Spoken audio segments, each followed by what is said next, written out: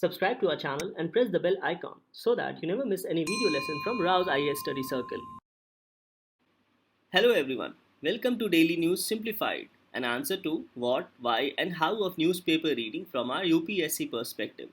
Now today we shall discuss the important news which has appeared in the New Delhi edition of the Hindu newspaper dated 13th September 2020.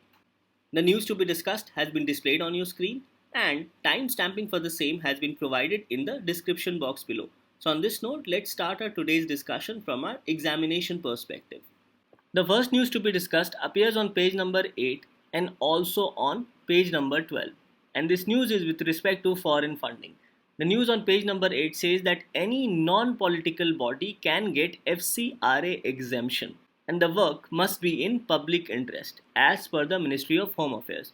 So the Ministry of Home Affairs has clarified that any non-political body can get exemption from the rules and regulations of Foreign Contribution Regulation Act, which governs foreign funding to institution and non-governmental organizations. So in this regard, this news becomes important from our prelims perspective, as it says that any non-political body can get FCRA exemption.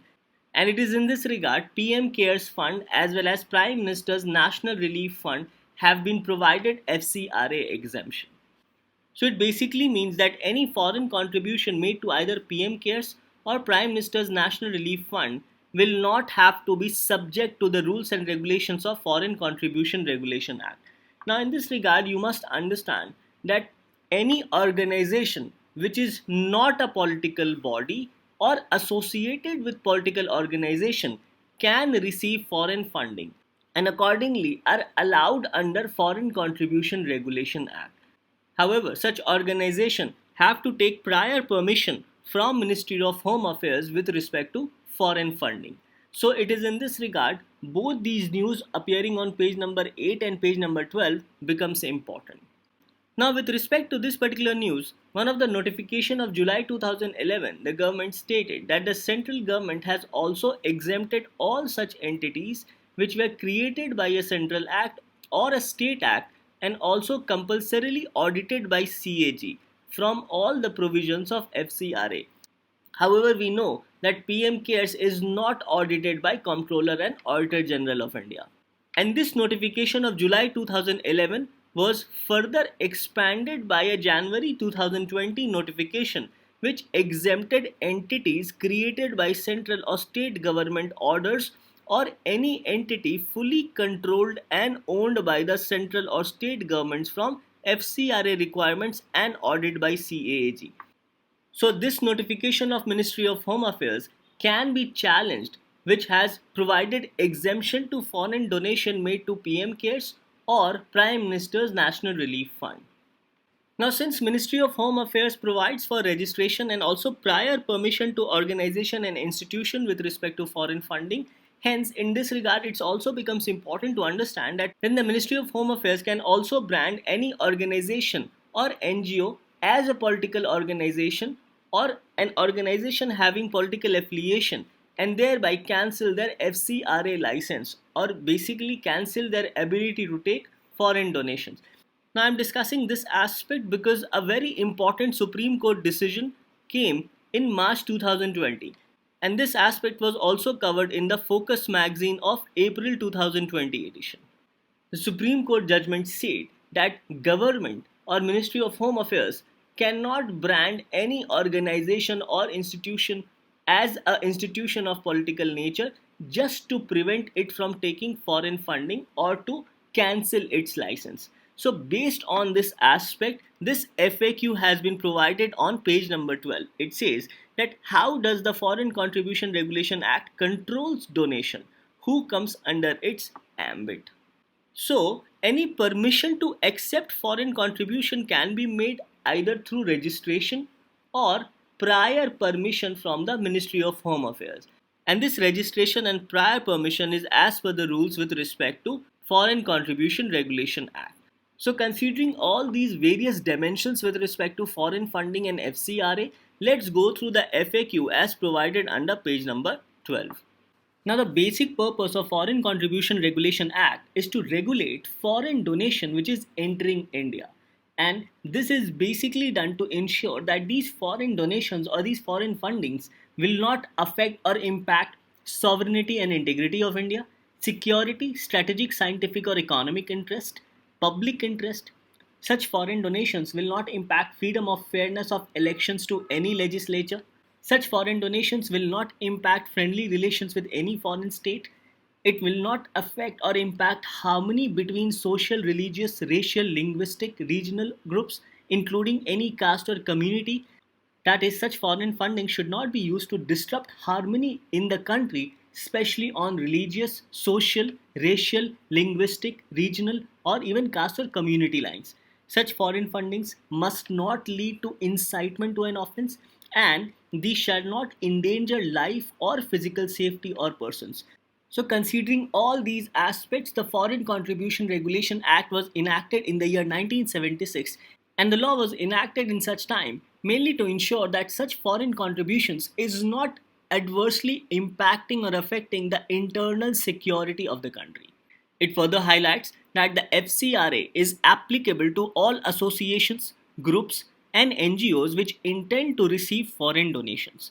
So, such institutions have to mandatorily register themselves under FCRA. So, there are two aspects here. First is with respect to mandatory registration under the FCRA rules, and the second is with respect to prior permission. So, these two aspects becomes important and has been duly highlighted in the FAQ section, that is registration as well as prior permission.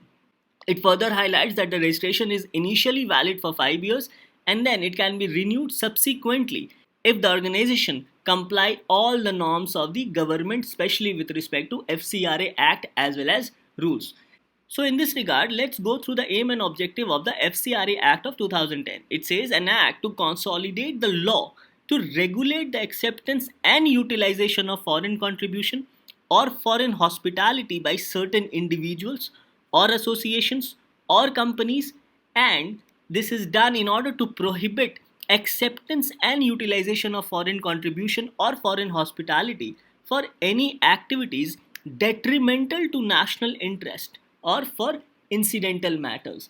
So in this regard, these aspects becomes important if a question is asked in your mains examination as to why the government has legislated the Foreign Contribution Regulation Act of 2010. So it is done basically to regulate foreign donation entering India for these purposes. The news further highlights that these registered associations can receive foreign contribution for social, educational, religious, economic, and cultural purposes. And in this regard, these institutions who are receiving foreign funding have to file annual income tax returns compulsorily. Further, it says that in 2015, the Ministry of Home Affairs notified new rules. These new rules require these NGOs or institutions taking foreign funding to undertake and accept that these foreign funds are not likely to prejudicially affect the sovereignty and integrity of India or impact friendly relations with any foreign state and also does not disrupt communal harmony. So, all these aspects which we have discussed here. It further highlights that all these NGOs receiving foreign donation would have to operate accounts in either nationalized or private banks which have core banking facilities, as it will allow security agencies to access on a real time basis.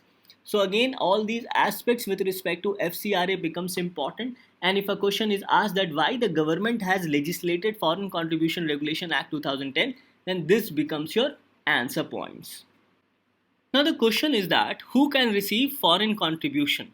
Now as you can see that any person can receive foreign contribution subject to the following three conditions, namely it must have a definite cultural, economic, educational, religious or social program as has been already discussed. Second, it must obtain the FCRA registration or prior permission from the central government, specifically the Ministry of Home Affairs. And third, it must not be prohibited. That is, these foreign fundings must not be prohibited under Section 3 of FCRA 2010. Now, these prohibitions of foreign donation under Section 3 of FCRA 2010 has been discussed extensively by Baswa sir on DNS dated 7 September 2020. Now, one of the most important aspect highlighted here is that These foreign donations cannot be accepted by member of any legislature, judge, government servant or employee of any corporation or any other body of the government, political party or office bearer thereof, also organization of a political nature as may be specified by the central government.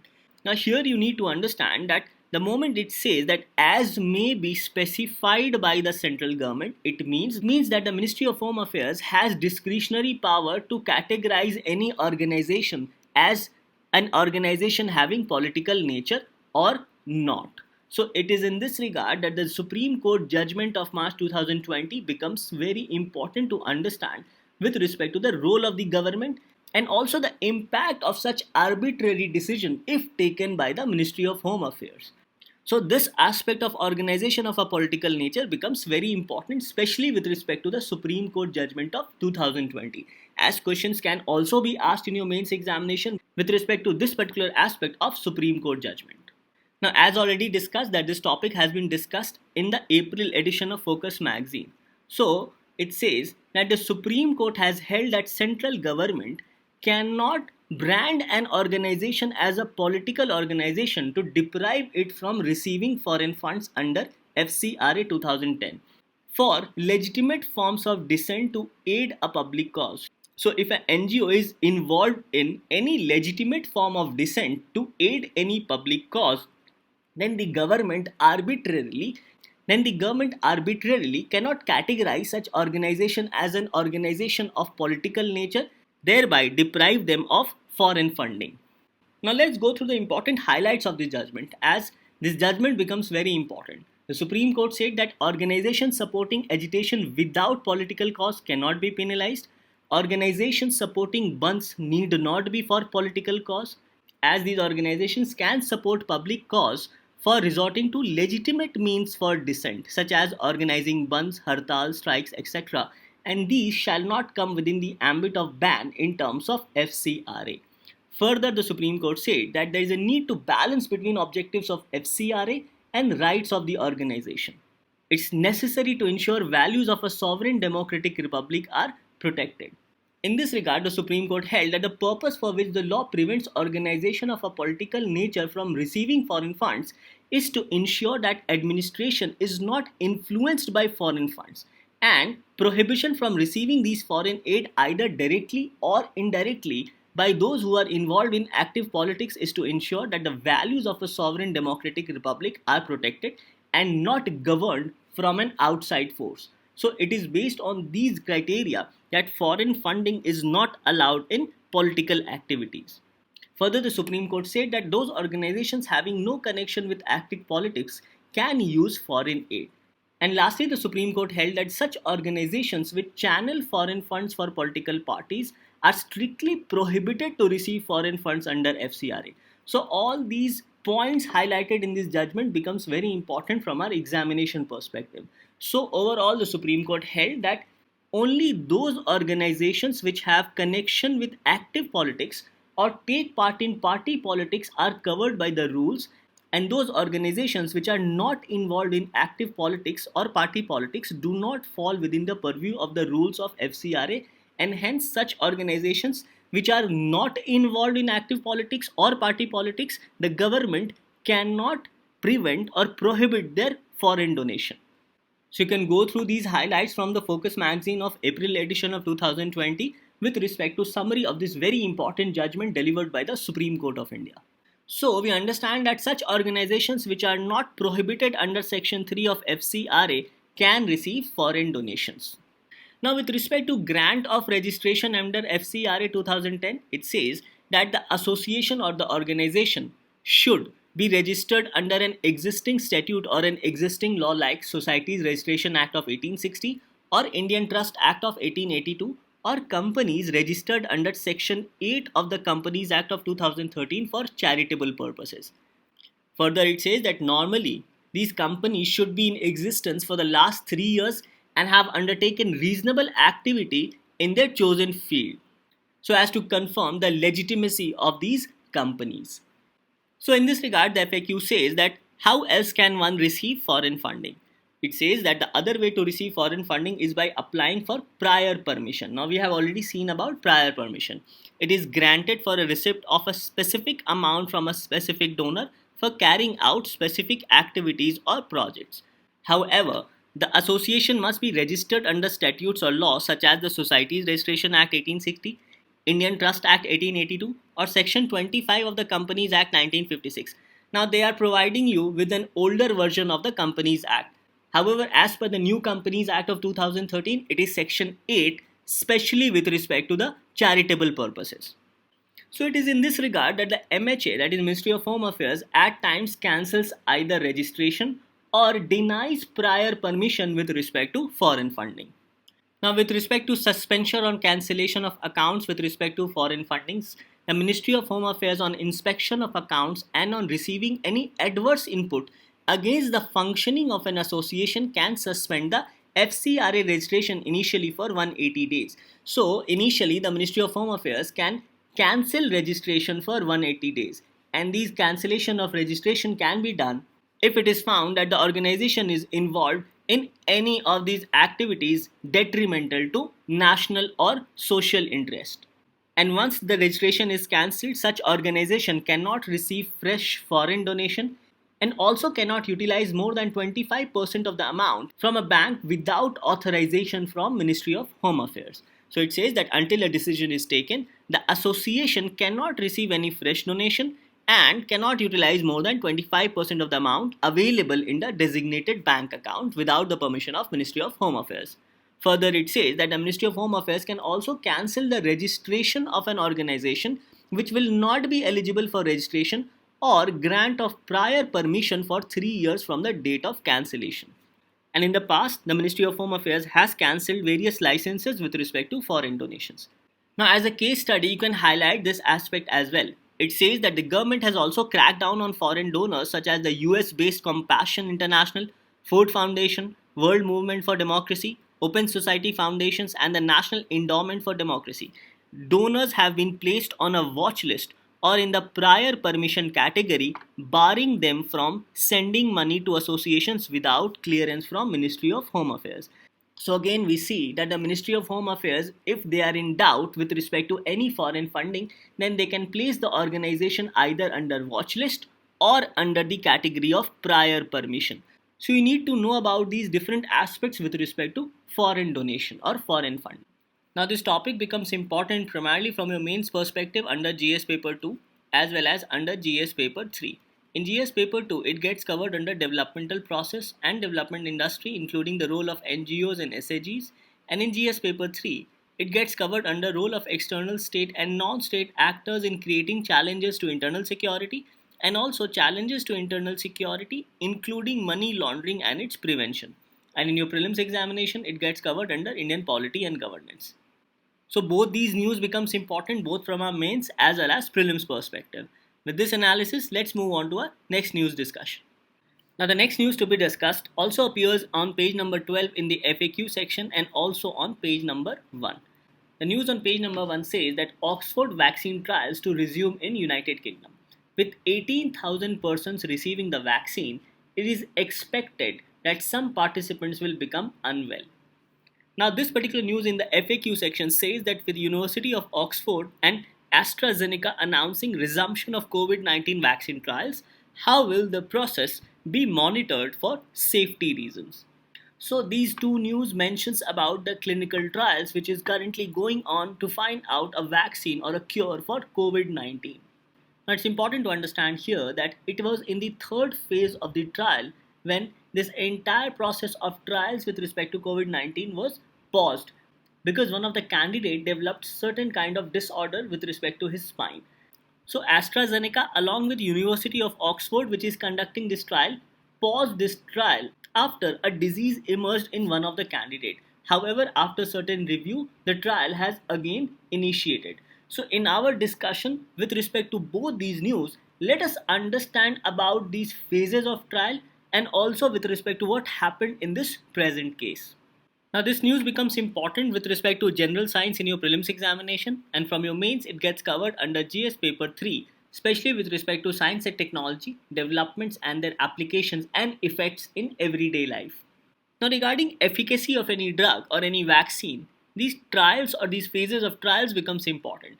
The first and foremost point is that it must be ensured that the vaccine should not act as a toxin on human body and should not react against human body. And it is because of this it is first tested in animals. So, once it is proved that a drug is safe to be used among animals such as mice, rabbits, hamsters, etc., especially with respect to the ways in which animal reacts to the drug, only then such drug can enter phase 1 of the trial. Now, in phase 1 of the trial, select few healthy people in a particular age group is taken, and a very small dosage of the drug is given to such select few healthy people. Approximately around 10 to 50 candidates are selected with respect to the first phase of trial, and any side effects is closely monitored with respect to the drugs provided. Now, the report of the trial is to be submitted to the drug regulator of any particular country, and only after approval of phase 1, trial of the drug for phase 2 is allowed. Now, with respect to India, the Central Drug Standard Control Organization under Directorate General of Health Services is the National Regulatory Authority of India. So, after phase 1 trial, which is also referred as safety trial, we move on to phase 2 of the trial. This is referred as efficacy trial. So, in the second phase of the trial, number of people is increased roughly close to hundreds, and they are dosed with the new drug, and any side effects is again closely monitored. One of the main aspects of phase 2 of the drug trial is to find out whether the body is producing any antibodies or any T cells in response to the disease so as to block or neutralize the virus. So basically phase 2 of the drug trial is to find out whether the body is producing any antibodies or not. So once phase 2 of the drug trial is accepted, then we move on to the phase 3 of the drug trial. Now, phase 3 of the drug trial is normally a larger phase 2 of the drug trial. However, here, with respect to efficacy and safety is also tested, but this is tested at massive level and also at multiple locations. And here, candidates for trials are chosen randomly to avoid any bias with respect to selection of candidate, as any bias with respect to selection of candidate may alter the result. Further, with respect to phase 3, the drug must prove more effective than the existing drug. And it is here where the random trial becomes important. So, after choosing the candidates randomly without any bias, the candidates are then divided into two groups, say group A as well as group B. Now, the candidates in group A are given the new drug or vaccine, whereas candidates in group B are given the existing drug or vaccine. And after the drugs have been given to group A as well as group B, then the results are compared to find out whether the new drug was better as well as more effective. So in phase 3 we also try to understand the amount of vaccine which is needed, especially with respect to the dosage of vaccine. Now, since phase 3 is conducted at various multiple locations and number of candidates or number of people are more, hence it becomes one of the most expensive stage of the trial. The news highlights that sometimes phases are combined given the kind of drug or vaccine and the urgency of the situation. Several COVID-19 vaccines are being developed on accelerated timelines. So it highlights that in special emergency situations, phase 2 as well as phase 3 of the drug trials can be combined. Now, after phase 3, the news mentions about phase 4. It says that what happens in phase 4. Now, with respect to phase 4, once a drug has been approved with respect to phase 3, then such drug is usually approved and licensed, and it is then allowed for mass manufacturing by the company concerned. Now, after manufacturing is allowed, then other aspects with respect to medicine also have to be looked into. For example, such as storage, delivery, and other aspects of logistics must be taken care of as well as reported so as to find out if there are any adverse effects with respect to the drugs. Here it is also necessary to find out how long can the drug be stored, especially if it is transported across different parts of the country. So in all these cases, these events including failures are reported to the drug authority. So here it says that companies are expected to furnish periodic data to the drug regulator. So these are some of the important aspects with respect to different phases of clinical trials of a drug. Now this particular trial is being conducted in United States, Brazil, as well as South Africa and also India. It says that the Serum Institute of India, which has partnered with AstraZeneca, had begun a trial in India which was also paused. So it is in this regard the Oxford University in a statement has said that it is resuming the paused vaccine trial of this vaccine for COVID-19 in clinical trial sites in the United Kingdom. Now, this vaccine trial was paused earlier this week after reports emerged of a serious adverse event in a volunteer in the United Kingdom. And this serious adverse event was with respect to a person in UK contracting transverse myelitis, which is an inflammation of the spinal cord. So, after research, it has been found that this disease is not due to the COVID-19 drug.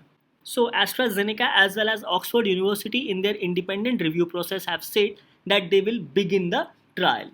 Another aspect highlighted here is that the Pune based Serum Institute of India, which has also been contracted to manufacture 100 million doses for 92 countries, including India, had also started to test the vaccine on a proposed group of 1600 volunteers in India. So, the trial was also taking place in India as well. But due to complications developing in United Kingdom, the trials which was being conducted in India was also paused. However, after approval from Indian Drug Authority, the trial with respect to COVID-19 in India has also resumed. Thus, this news becomes important both from our prelims as well as from our mains perspective. And here you need to understand the different phases with respect to a clinical trial of a drug. With this, let's move on to our next news discussion. The next news to be discussed also appears as a FAQ on page number 12. It says, has economic slowdown hit EPFO earnings? Why has Employees Provident Fund Organization not yet paid interest for fiscal year 2019-20?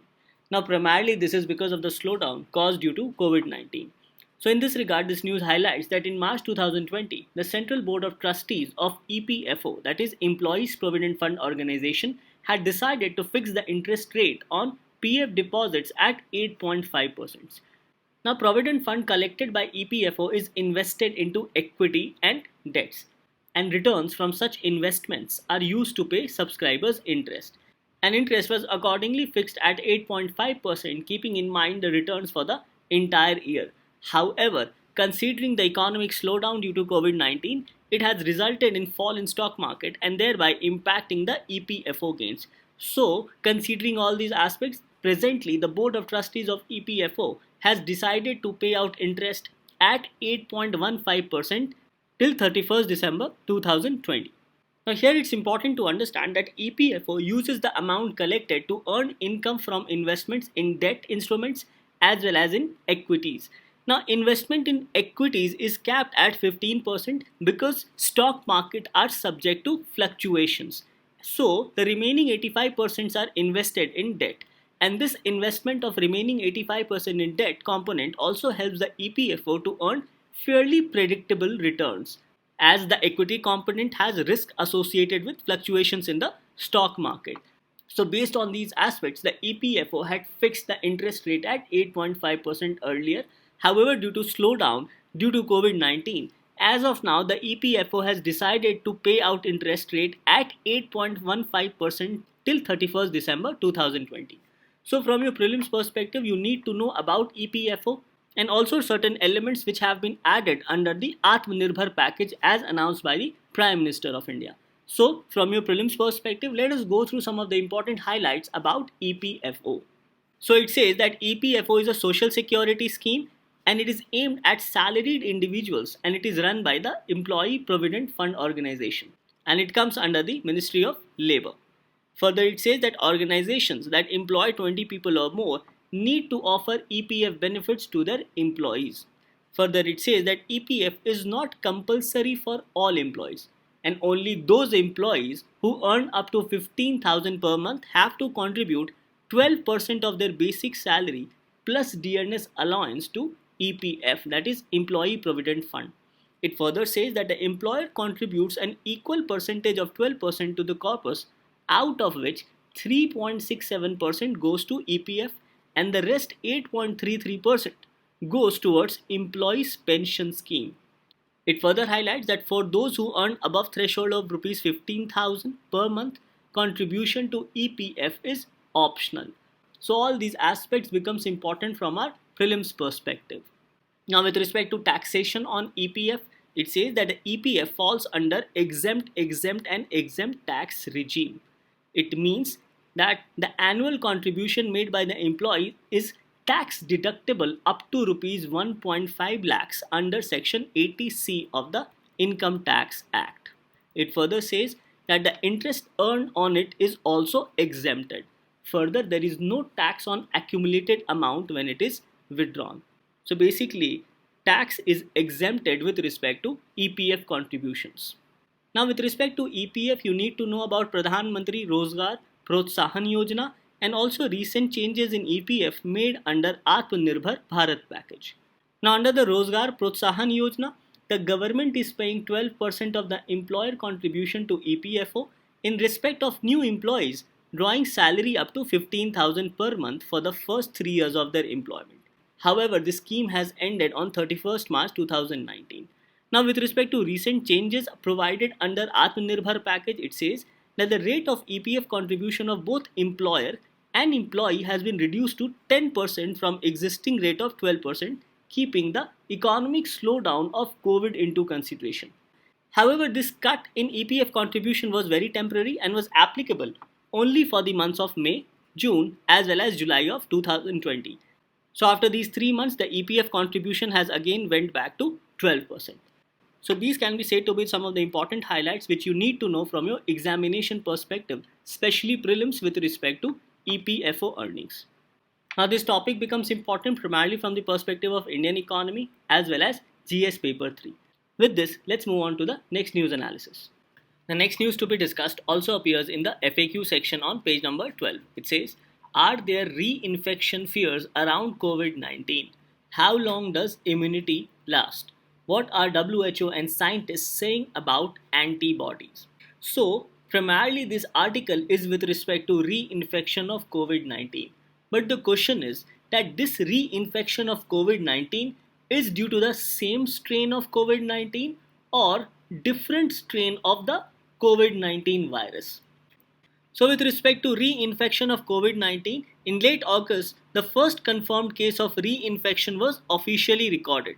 And it was a 33-year-old Chinese male from Hong Kong who reportedly caught his second infection during a trip to Europe. And this was after 4.5 months gap. So the gap between first and second infection was 4.5 months. However, this news mentions another very interesting aspect. It says that post-testing and genomic sequencing, it was clear that the first as well as the second infection involved variants of SARS-CoV-2 virus. So basically the first virus as well as the second virus were of different variants. So it is in this regard this article mentions about response of B cells of white blood cell with respect to different variants of the COVID-19 virus. So further studies needs to be confirmed that this reinfection of SARS-CoV-2 virus taking place through a different strains, or can the same strain of this virus infect again?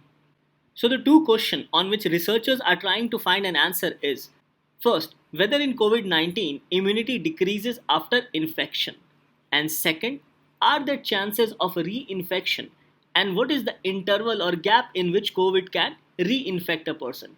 And if a person is reinfected, then whether it is the same strain or by a different strain of COVID-19 virus. Now with respect to immunity response in our body, there are basically two types of immunity response. The first is an innate or a jumping immunity response, which is basically to take up the immediate task at hand. And the second is adaptive immunity, which is acquired by the body in the process of fighting infections over a period of time. Now here the article says that with respect to adaptive immunity, this system consists of two types of white blood cells, namely the B cells as well as the T cells. And both B cells and T cells mounts targeted response, and this targeted response by T cells and B cells is based on molecular details of the virus. Now this becomes a very important highlight as presented in this article.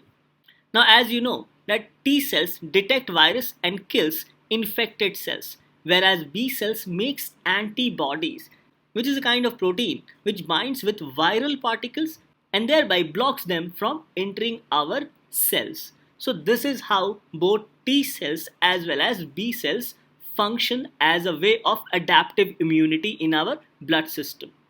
Now, with respect to adaptive immunity, in an article in New York Times, Yale immunologist explains that this combined action of T cells and B cells, where the response is based on molecular details of the virus, prevents replication of virus and also stops the infection in its tracks.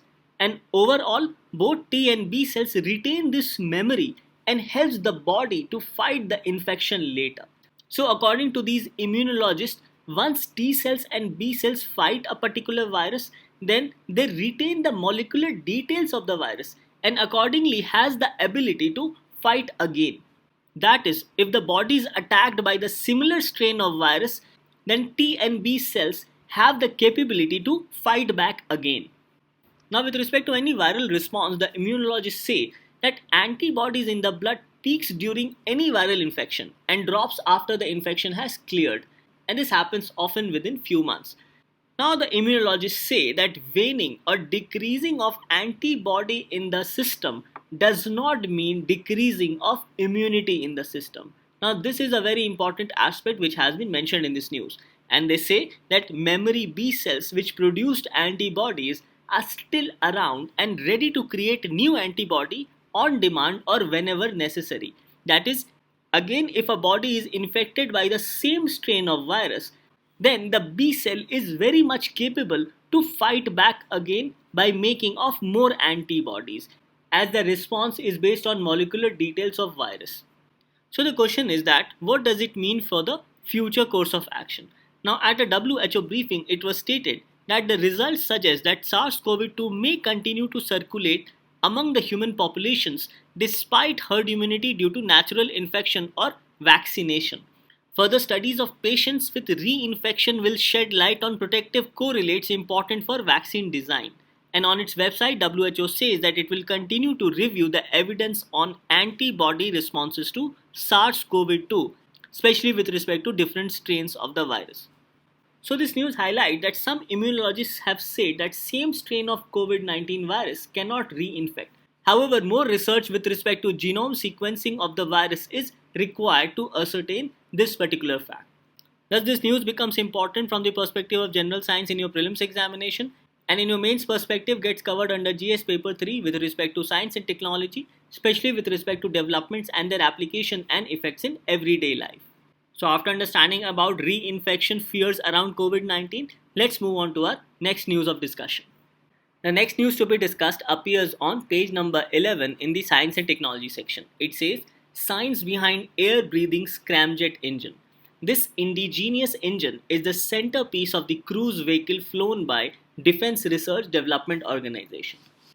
So this news highlights about a major technological feat achieved by DRDO when it flew a cruise vehicle at hypersonic speed of Mach 6 for 20 seconds, where the DRDO called this cruise vehicle a hypersonic technology demonstrator vehicle.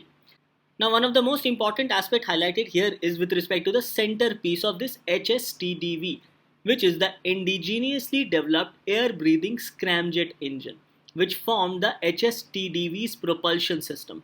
So with respect to this particular news, you need to know about hypersonic speeds as well as about scramjet and ramjet engine. So this news says that critical technology which has been developed for this particular mission includes scramjet engine, its ignition, including other aspects such as sustaining ignition, developing materials to take care of high temperature which happens due to friction, among other things.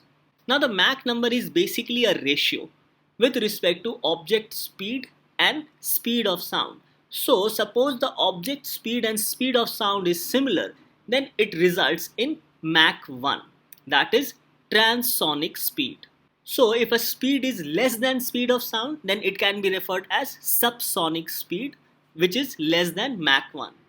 Further, if a speed is greater than speed of sound, then it can be referred as supersonic speed. And if a speed is greater than 5 times the speed of sound, then it can be referred as hypersonic speed. So these aspects you must know from your prelims perspective, especially with respect to the Mach number. Now with respect to ramjet engines, it is a form of air-breathing jet engine because it uses vehicles forward motion to compress incoming air for combustion. So basically, as the engine moves forward, it uses air from the atmosphere by compressing the air. It says that the fuel is injected in the combustion chamber where it mixes with the hot compressed air and ignites. Now, one of the problems with respect to ramjet engine is that the combustion chamber in the ramjet engine cannot work at speed greater than 1 Mach. And this not only decreases the efficiency of fuel of ramjet engine but also the speed of ramjet engine. Hence, ramjet engine cannot function efficiently at a speed of Mach 5 or more.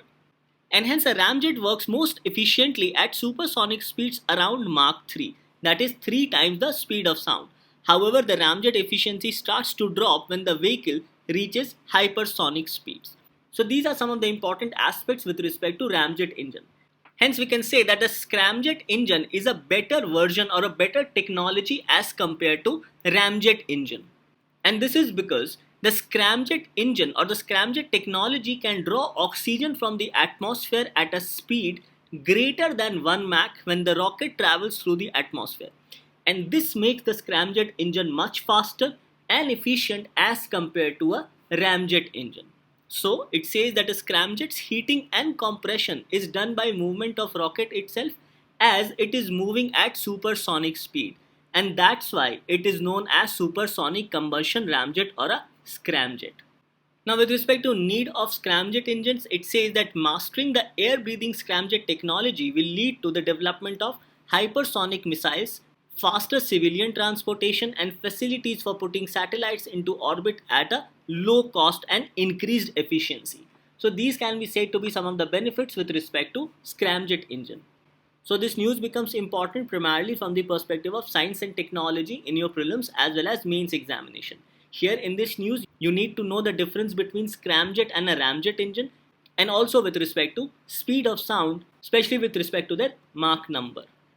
Now, after our discussion, this becomes your practice question for the day. The question is, consider the following statements. First, T cells and B cells are part of platelets. Second, T cells and B cells are kinds of lymphocytes.